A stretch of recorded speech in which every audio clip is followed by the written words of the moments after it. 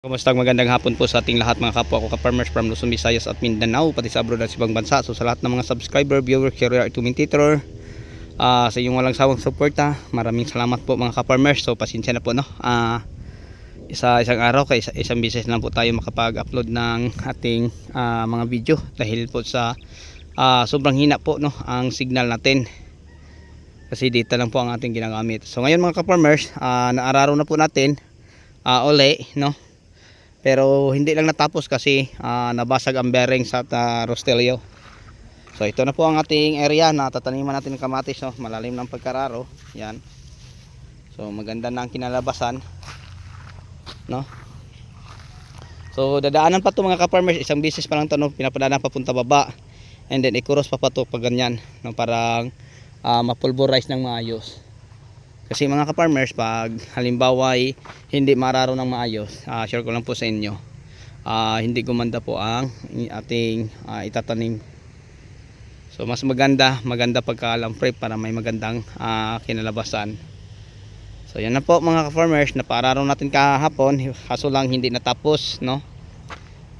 Okay, so asalang natin to matatapos to. Sa mga 2 hektarya lang pa ang naararo, may 4 pang tira sa unang 6 na hektarya na ating pinapalang prep, kasi ang kabuuang lawak po sa ating taniman kasama doon sa hindi naararo ay nasa 11.8 hectares. So ganyan din ka luwang ating taniman.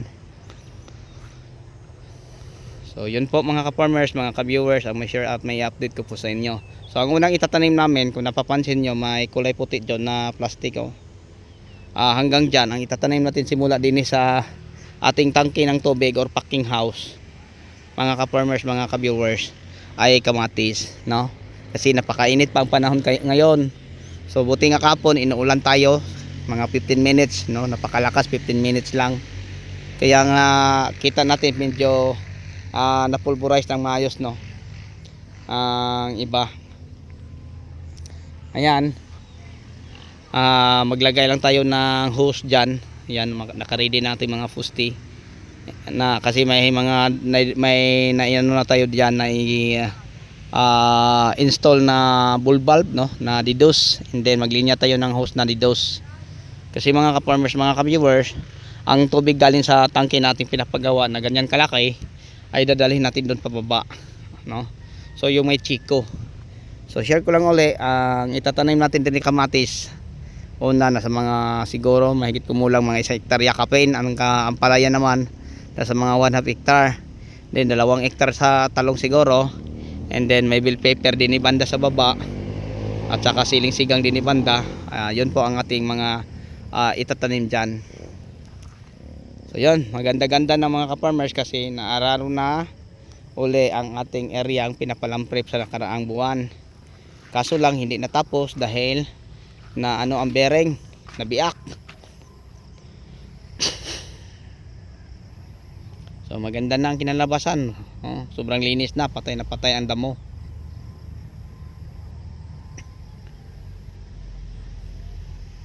So napakalawak ito mga ka-farmers, yung tinataniman natin. Yan.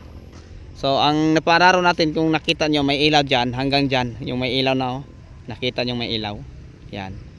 And then yung mga ilaw na nakita nyo, yan ang B6 fuel kung may magbisita sa atin. And then ito ang highway, no, highway. Yan, highway dyan. So simula sa kanto na dyan, yung may mga baka sa likod, yung may mga kahoy, simula dyan papunta doon sa may nakita yung niyog, no, nasa mga 1, 2, 3, 4, 5 puste. Yan. So yung lupa na to,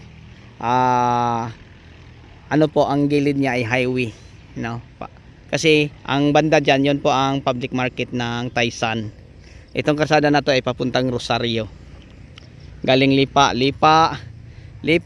and then Padre Garcia, Rosario, bago mag Taysan, and then sa Taysan Lubo na naman ang susunod. So yun po, no, mga ka-farmers, hanggang dito lang po tayo siguro, kasi madilim na dahil sobrang busy natin ngayon. Na po tayo nakapag-update, no, sa oras na ito. So yun lang po siguro, abangan nyo lang, malapit na po tayo magtatanim din So kung naaralo lang ito ng maaga, mga ka-farmers, mga ka-viewers, baka may tanim na to, kasi ang target natin April 8, ano na ta ngayon, April 30 hindi pa nakapagtanim. Okay, dahil po sa nadili ang paglalamprit mga ka-farmers kasi napakatigas.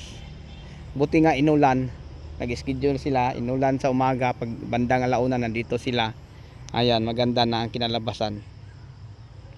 Okay, so bago tayo magtapos sa ating update, mega love shoutout sa lahat kong mga subscriber, sa lahat nating mga viewers, viewer at commentator. So sa inyong lahat, maraming salamat po uli. Bye bye and God bless. Thank you all. Yan, nailaw na ang ating packing house. So yung solar natin mga ka-farmers, ilipat natin dyan. Yung may timba dyan, no? Para packing house, tangke, CR, yun ang ating solar. So yun ang mga plano natin mga ka-farmers.